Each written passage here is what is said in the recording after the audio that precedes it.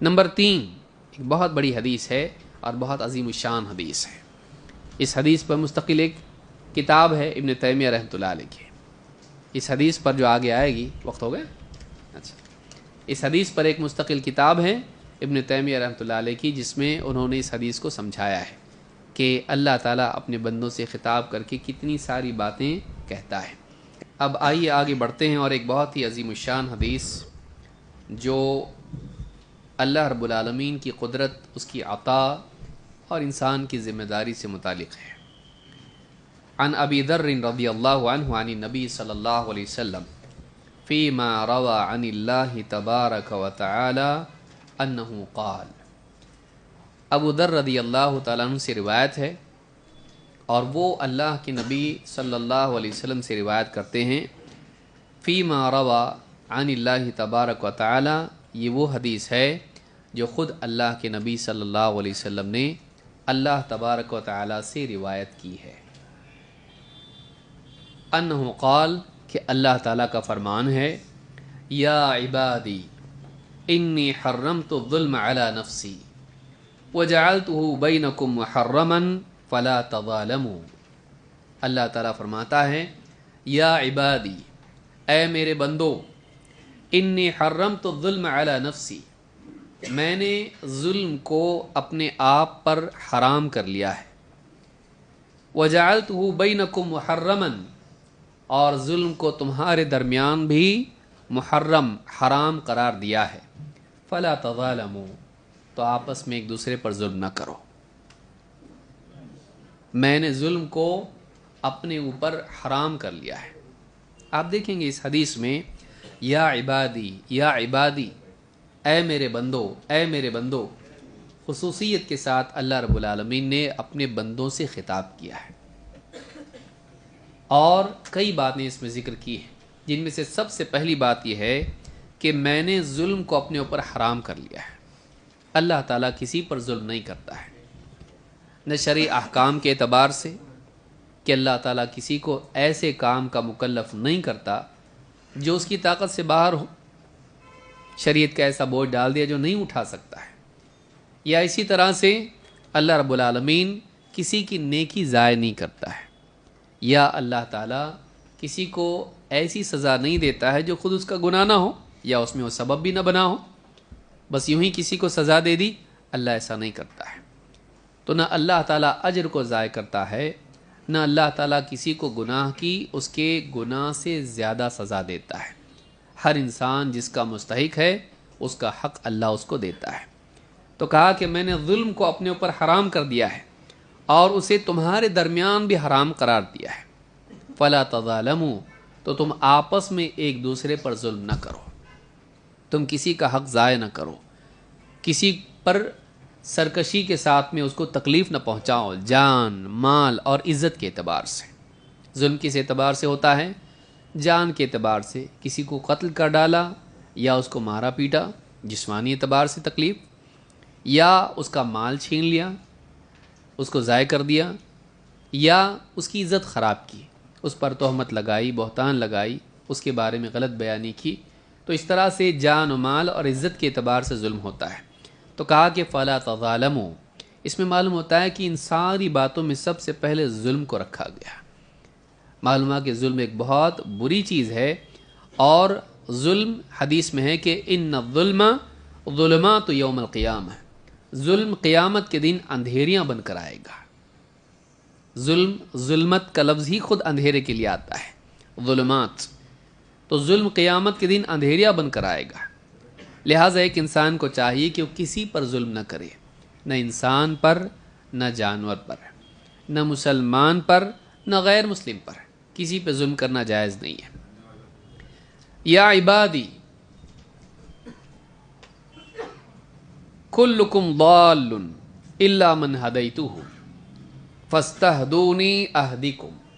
بہت پیاری بات اس میں ہے، اور میں نے جیسے بتایا کہ ابن تیمیہ رحمۃ اللہ علیہ کی مستقل 100 صفحات سے زیادہ ایک مستقل کتاب اس کے اوپر ہے. ایک ایک بات کو انہوں نے سمجھا، اور اتنی ساری باتیں اس میں ہیں کہ سب سے پہلی بات ظلم مت کرو. اور اللہ ظلم نہیں کرتا ہے.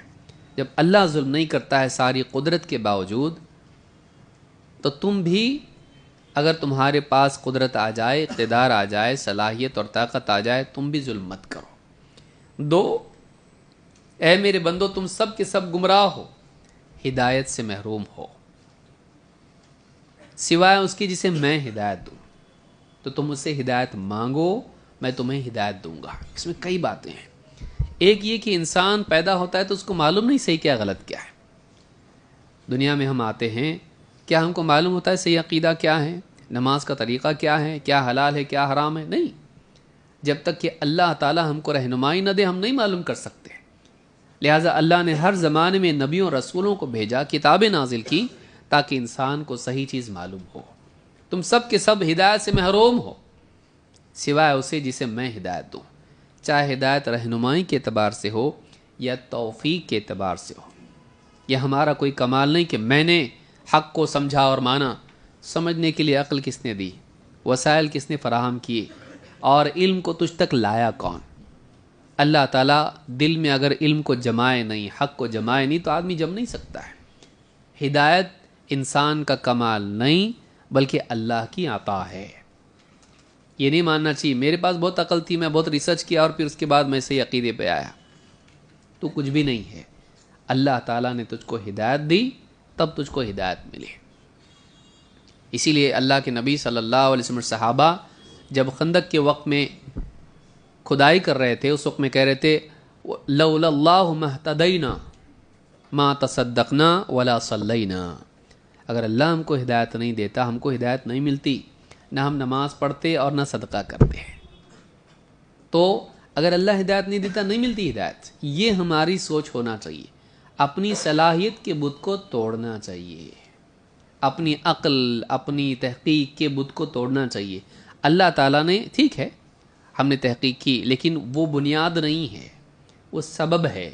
توفیق اصل اللہ کی طرف سے ہے۔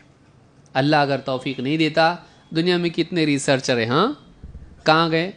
گمراہ ہو گئے کتنے لوگ، کتنے کفر میں کتنے شرک میں چلے گئے۔ اگر اللہ ہدایت نہ دے، ہدایت نہیں مل سکتی ہے۔ ابو طالب اتنے قریب رہ کے ہدایت ملی؟ نہیں۔ اللہ تعالیٰ اگر ہدایت دے تو ہی ہدایت ملتی ہے۔ تو کہا فاستہدونی اہدکم۔ اس میں اس بات کی طرف اشارہ ہے کہ جو اللہ سے ہدایت مانگتا ہے اللہ اس کو ہدایت دیتا ہے۔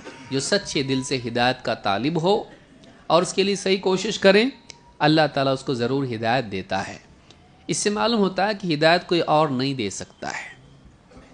ہاں بابا کی نظر پڑی تو کتا بھی ولی بن گیا۔ ہدایت اللہ دیتا ہے، یہ نہیں کہ کوئی گلے مل لیا تو ہاں پورا علم اس کا اس میں آ گیا۔ کہاں سے لائے یہ سب کچھ؟ اللہ کے نبی صلی اللہ علیہ وسلم گلے نہیں مل سکتے تھے ابو طالب کے؟ اور سارے لوگوں کو معانقہ کرتے چاہو سب کو، ہاں جتنے کفار ہیں سب سے دل مل لے، یہاں کا پوری ہدایت دل میں چلی گئی۔ کیا ضرورت ہے اتنا سمجھانے کی؟ یہ سب باتیں ہیں۔ اللہ کے نبی صلی اللہ علیہ وسلم نے جیسے دعوت دی، دعوت دینی پڑتی ہے اور اللہ کی توفیق سے ہدایت ملتی ہے۔ تو ہدایت اللہ کی طرف سے آتی ہے، یہ نہیں کہ اپنے دل سے نکال کے کوئی کسی کے دل میں ڈال دے۔ کسی کے دل پر کسی کا بس ہے نہیں ہے۔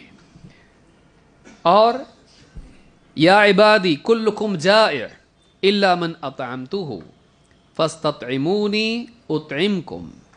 اے میرے بندو تم سب کے سب بھوکے ہو سوائے اس کے جسے میں کھلاؤں، تم مجھ سے کھانا مانگو میں تم کو کھانا دوں گا۔ اس سے معلوم ہوتا ہے ہم رزق میں اللہ کے محتاج ہیں، اور اپنی محنت اپنی کمائی اپنی کوشش اپنی صلاحیت اپنا پیکج اپنے جو بھی ہم نے کیا ہے اس پر اعتماد نہیں ہونا چاہیے۔ کس پر اعتماد ہونا چاہیے؟ بہت پیسے اپنے پاس ہے اور بارش نہیں ہوئی تو؟ اور لاک ڈاؤن میں لوگوں کو سمجھ میں آیا سب پیسہ ہے لیکن سارے ماحول بند، کچھ بھی نہیں، دودھ کو سب کچھ ہے، دودھ نہیں ہے، کہاں سے لائیں گے؟ اگر زمین اگانا چھوڑ دے یا آسمان پانی برسانا چھوڑ دے، پیسے لے کے کیا کریں گے؟ نوٹ چبائیں گے؟ اللہ تعالیٰ رزق دیتا ہے۔ کبھی کبھی ہم لوگ اتنے کھو جاتے پیسوں میں کہ بھول جاتے کہ پیسہ اصل نہیں ہے۔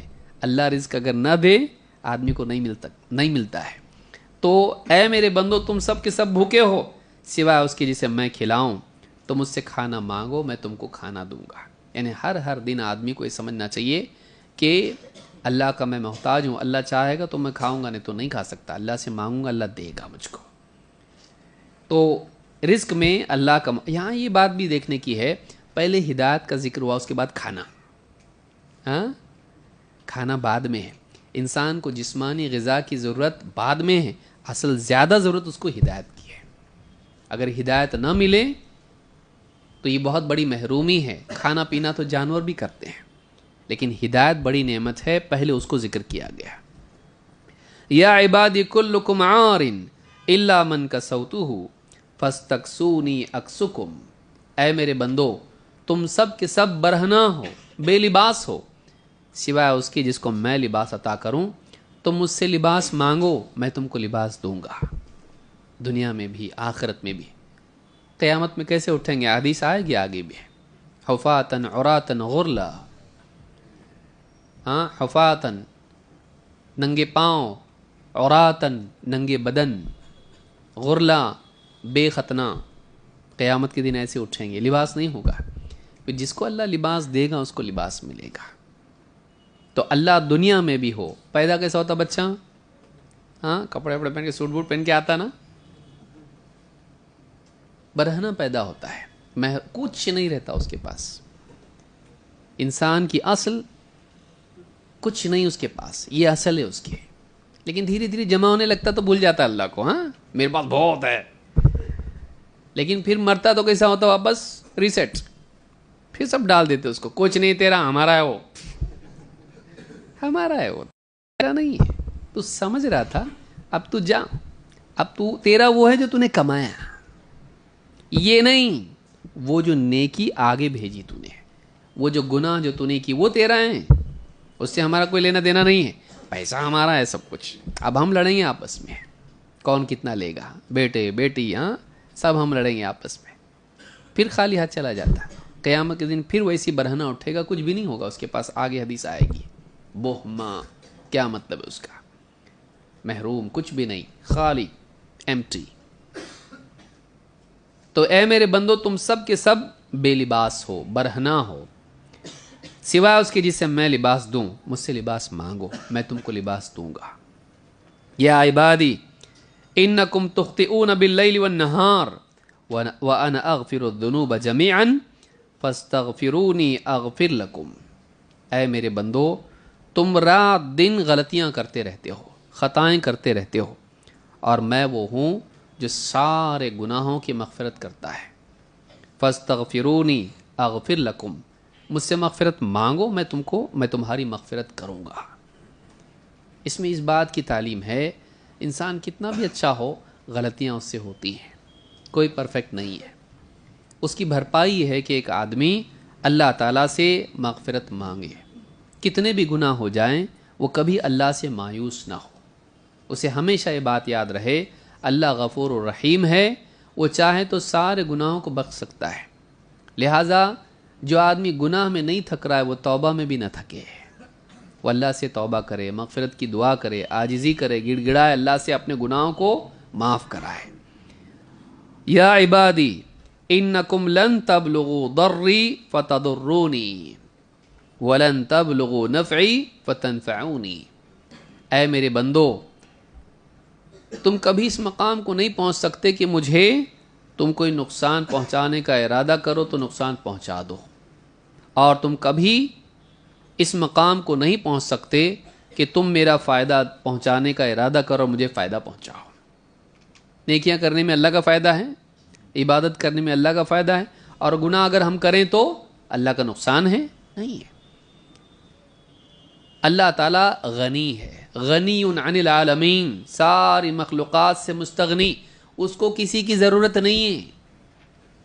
اگر سب کے سب بندے عبادت نہ کریں اللہ کا کچھ بگڑتا نہیں ہے، کوئی کمی اللہ کے پاس نہیں ہے، وہ معبود ہے، رہے گا، چاہے کوئی اس کی عبادت کرے یا نہ کرے، وہ رب ہے، چاہے کوئی اس کو رب مانے یا نہ مانے۔ نقصان اس کا ہے، نقصان اللہ کا نہیں ہے۔ اور کچھ نیکی کر کے اللہ کا فائدہ کر، چلو بھائی اللہ کا فائدہ کریں گے، تیری نیکی سے اللہ کا کچھ بھی فائدہ نہیں، تیرا فائدہ ہے۔ ان احسنتم احسنتم لانفسکم، اگر تم بھلائی کرتے ہو تو تم اپنے لیے بھلائی کرتے ہو. تو ایک آدمی اگر نیکی کر رہا ہے تو اس کا فائدہ اس کو ہے, اور اگر ایک آدمی برائی کر رہا ہے تو اس کا وبال بھی اسی پر ہے. تو کہا کہ تم کبھی اس مقام کو نہیں پہنچ سکتے کہ تم اللہ کو نقصان پہنچانے لگو, یا تم کبھی اتنے اونچے نہیں ہو سکتے کہ اللہ کا فائدہ کرنے لگو. یا عبادی لو ان اولکم و آخرکم و انسکم و جنکم کانوا علی اتقى قلب رجل واحد منکم ما زاد ذلک فی ملکی شیئا. اے میرے بندو, اگر تمہارے پہلے سے لے کے آخری انسان تک, انسان بھی اور جنات بھی, سب کے سب اگر تم میں سے سب سے متقی شخص کے قلب کی طرح ہو جائیں, میری بادشاہت میں ذرا بھی اضافہ ہونے والا نہیں ہے. پہلے سے لے کے آخری انسان سے لے کے جنات سارے کے سارے, یعنی آدم علیہ السلام سے لے کے آخری انسان تک, اور پہلے جن سے لے کے آخری جن تک, سب کے سب تم میں سے زیادہ متقی انسان کے دل کی طرح ہو جائیں, تب بھی میری بادشاہت میں سے کوئی اضافہ ہونے والا نہیں ہے. تمہاری کوئی حیثیت ہی نہیں ہے, تمہارے ذریعے کچھ بڑھے گا ایسا کچھ بھی نہیں ہے. اور یا عبادی لو ان اولکم و آخرکم و انسکم و جنکم کانوا علی افجر قلب رجل واحد ما نقص ذلک فی من ملکی شیئا. اور اے میرے بندو, تمہارے پہلے سے لے کے آخری تک انسان جن سب کے سب تم میں سے سب سے زیادہ گناہ گار شخص کے دل کی طرح ہو جائیں, تب میری بادشاہت میں ذرا بھی کوئی کمی نہیں ہوگی. تم نیکی کر کے اللہ کا فائدہ نہیں کرتے اور گناہ کر کے اللہ کا نقصان نہیں کرتے. اور دل یہاں پہ کہا اس لیے کہ بہت سارے کام آدمی نہیں کر پاتا لیکن دل میں کر سکتا ہے, نیکی کے اعتبار سے ہو یا گناہ کے اعتبار سے. سب سے نیک دل, سب سے بدترین دل کی طرح ہو جائے, اس کی طرح ہو جائے, تب بھی اس سے کوئی فرق پڑتا اللہ کو نہیں. اللہ مستغنی ہے, اللہ کو کسی کی ضرورت نہیں. یہ عقیدہ ہمیشہ یاد رکھنا چاہیے. اللہ غنی ہے, اللہ کو کچھ حاجت نہیں, ہماری عبادت سے اللہ کو کچھ فائدہ نہیں ہوتا. غیر مسلم بہت سارے سوال پوچھتے ہیں, وہ کیوں بولتا ہم کو عبادت کرنے کے لیے, کیوں کرنے کا اس کی عبادت, اس کو ضرورت ہے کیا ہماری عبادت کی؟ نہیں.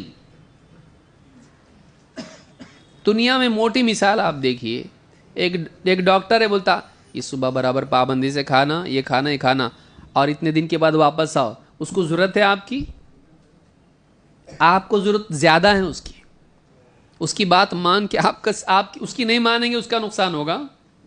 میں تو دیکھو ابھی ڈاکٹر کی نہیں ماننے والا, ہاں ڈاکٹر کو نقصان پہنچائے گا تو, یا اس کی مان کے اس کی صحت بڑھے گی؟ نہیں. اس کی دوائی تو اگر کھائے گا تیرا فائدہ ہے, نہیں کھائے گا تیرا نقصان ہے. ٹیچر کی بات اسٹوڈنٹ نہیں سن رہا, اس کا نقصان ہے. پڑھائی نہیں کر رہا, اس کا نقصان ہے. یہ دنیا میں ہے, رب العالمین ہے وہ. یہاں ڈاکٹر اور ٹیچر تو بھی تھوڑے بہت محتاج ہوتے ہیں فیس کا, اور یہ بھی فیس کا, لیکن اللہ بالکل بھی محتاج نہیں ہے. اللہ تعالی ہمارا محتاج نہیں ہے, ہماری عبادت کا نہیں, اور نہ ہمارے گناہوں سے اللہ کا کوئی نقصان ہوتا ہے. یا عبادی لو ان اولکم و آخرکم و انسکم و جنکم قاموا فی صعید واحد فسألونی فأعطیت کل انسان مسألته ما نقص ذلك مما عندی الا كما ينقص المخيط اذا ادخل البحر.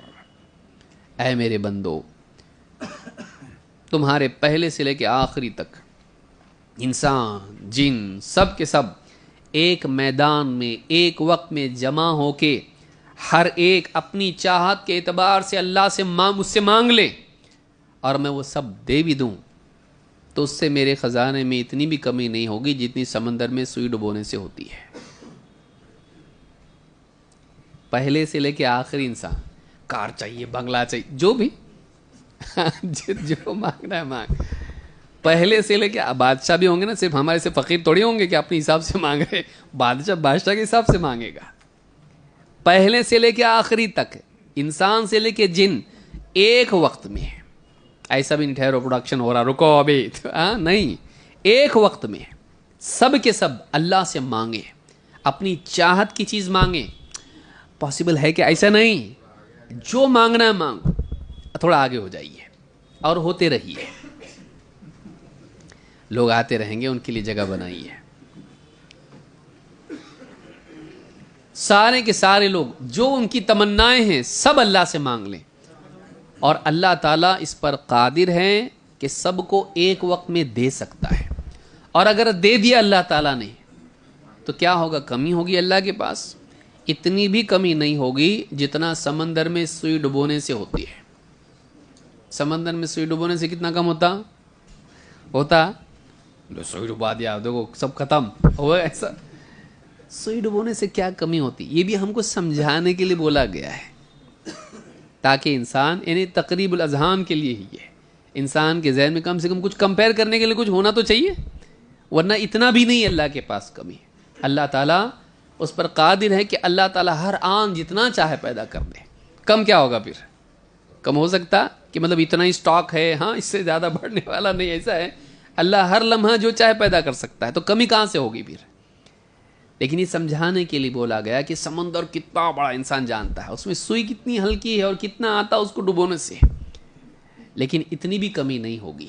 اللہ کے خزانوں میں اتنا ہے اللہ کے پاس، اور ہم دنیا میں پڑے ہوئے ہاں مخلوق کے پیچھے دوڑ رہے ہیں۔ لینا ہے تو اللہ سے آدمی لینے والا بنے، اور اللہ پر اعتماد ہونا چاہیے، اللہ کے خزانوں پر نگاہ ہونا چاہیے۔ یا عبادی انما ہی اعمالکم احصیہا لکم ثم اوفیکم ایہا، اے میرے بندو یہ تو تمہارے اعمال ہیں جو گن گن کے میں تمہارے لیے رکھ رہا ہوں، پھر ایک دن آئے گا میں پورا پورا بدلہ تم کو اس کا عطا کروں گا۔ فمن وجد خیرا فلیحمد اللہ، تو جو بھلائی پائیں وہ اللہ کی حمد کریں۔ ومن وجد غیر ذلک فلا یلومن الا نفسہ، اور جس پر وبال آئیں، جس کو خیر کی بجائے شر ملے، تو وہ اپنے آپ ہی کو ملامت کرے۔ آخرت میں اگر انعام مل رہا ہے تو اللہ کی عطا ہے، اور اگر سزا مل رہی ہے تو تیری غلطی ہے، اللہ کا ظلم ہوگا نہیں، ذمہ دار غلطی کا تو ہوگا۔ اللہ کے ہاں غلطی نہیں، نہ انعام میں نہ سزا میں، غلطی تیری ہے، اور اگر اللہ نے تجھ کو دیا ہے تو تیری اوقات سے زیادہ ہی دے گا۔ تو ایک نیکی کیا تو اللہ 10 اس کو بنا کے اس کا انعام دیتا ہے، تو کئی گناہ کر کے اللہ عطا کرتا ہے، تو اللہ کی عطا ہمیشہ تیری نیکی سے بہتر رہے گی۔ تو یہاں پر فرمایا کہ فمن وجد خیرا فلیحمد اللہ ومن وجد غیر ذلک فلا یلومن الا نفسہ۔ اس میں دو باتیں ہیں، ایک تو یہ کہ بندے کے اعمال اللہ تعالیٰ لکھ لکھ کے محفوظ کر کے رکھتا ہے، اللہ کسی کی نیکی ضائع کرتا نہیں، کسی کی نیکی ضائع نہیں کرتا۔ بعض لوگ بولتے ہم کو یاد نہیں رہ رہا کتنے ذکر کیا ہم نے، سبحان اللہ الحمدللہ، تیرے کو یاد نہیں ہے، اللہ تعالیٰ کے ہاں محفوظ ہے، وہ انہیں یاد نہیں رہتا کر کے وہ ٹک ٹک ٹک ٹک لا کے جاپان کی، چائنا کی، ہاں پہلے جاپان کی ہوتی تھی، اب چائنا کی آ رہی۔ کوئی ضرورت نہیں ہے، انگلیوں پر جتنا ہو سکتا گنو، اور اگر وہ بھی جہاں گنتی بتائی گئی ہے، جہاں گنتی بتائی نہیں گئی ہے اگر بغیر گنتی کے بھی پڑھتا ہے، ذکر کرتا ہے سبحان اللہ چلتے پھرتے میں، کوئی مسئلہ نہیں، بولے یاد لکھ کے رکھنا پڑے گا ہاں کتنا آج میں نے کیا۔ یا کچھ لوگ رکھتے ہیں 70,000 کی ایک تسبیح، ہاں گلے میں، پاؤں، بغل میں، یہاں سے سب سے، کیا ہے یہ؟ انگلیوں پر گنو، یہ گواہی دیں گی، انگلیوں پر گننا چاہیے، یہ گواہی، چاہے ایسا گنے چاہے ایسا گنے، یہ زیادہ، یعنی انگلیاں اس طرح سے عقد اس کو کہتے ہیں، بند کرنا گنتی کے لیے۔ تو انگلیوں پر آدمی شمار کرے جو اذکار آئے ہیں، اور 100 سے زیادہ میل میں ذکر نہیں ہے، اور 100 پریکٹس سے ایزی ہوتا، بولے یاد نہیں رہتا ہم کو، تسبیح وغیرہ جو اس طرح کی چیزیں بچنا چاہیے اس سے، سنت سے ثابت نہیں، اس میں مشابہت بھی ہے دوسری قوموں کی، ریاکاری کا بھی احتمال ہے، اور بعض اوقات تو چلتے رہتا اور دماغ بھی چلتے رہتا اور زبان بھی چلتے رہتی، وہ دے اتنا، اس کو سامان باندھ کے دے، اس کا ہاں اس کا گلے میں سے بھاؤ نکال، اس کا کتنا، آدمی سب باتیں کرتا اور یہ چل رہا ہے، آدمی دیکھتا ہی کر رہا ہے کیا، مطلب باتیں گن رہا ہے، اپنے گن رہا ہے۔ انگلیوں پر شمار کریں، اور اتنا اس کے لیے کافی ہے، یہ مشینیں اس طرح کی نکالنا بچنا چاہیے اس سے آٹومیٹک۔ تو کہا کہ ومن وجد خیرا فلیحمد اللہ ومن وجد غیر ذلک فلا یلومن الا نفسہ۔ قال سعید، حدیث کے راوی سعید کہتے ہیں، کان ابو ادریس الخولانی، ابو ادریس الخولانی یہ کبار تابعین میں سے ہیں، اور یہ نبی صلی اللہ علیہ وسلم کے زمانے ہی میں حنین کے وقت میں پیدا ہوئے تھے، لیکن تابعی ہیں، ملاقات نہیں ہوئی۔ تو کہتے ہیں کہ کان ابو ادریس الخولانی اذا حدث بهذا الحدیث جثى على ركبتيه۔